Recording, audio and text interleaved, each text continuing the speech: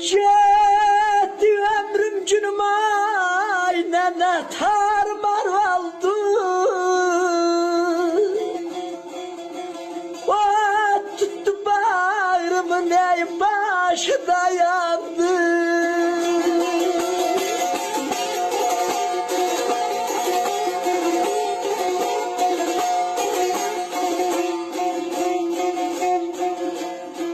Güldüm gülüşümü ay dostlar gem kucakladı.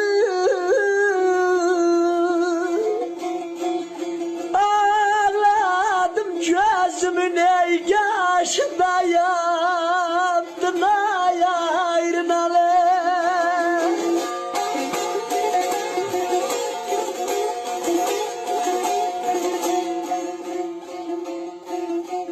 Gitti ömrüm günüm tarmar oldu. Oh tuttu bağrımın başı da yandı. Güldüm, güldüm gülüşümü gəm qucaqladı. Ağladım gözümün yaşı da yandı.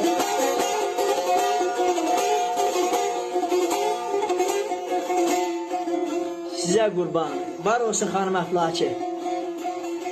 Amma Şücaət rəhmətli bir ayrı qoşmasında da yazır ki, əzəldən payıma xoşun düşmədi. İtmişəm möhnətin, dərdin içində.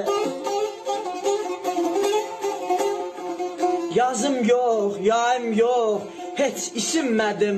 Donmuşam yuvanın yurdun içində.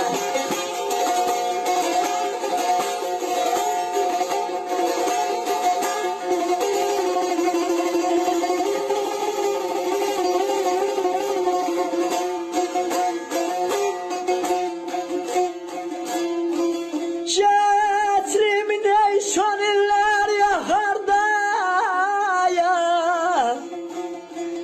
Gözləri mənə elə belə baxardan ay nənəy.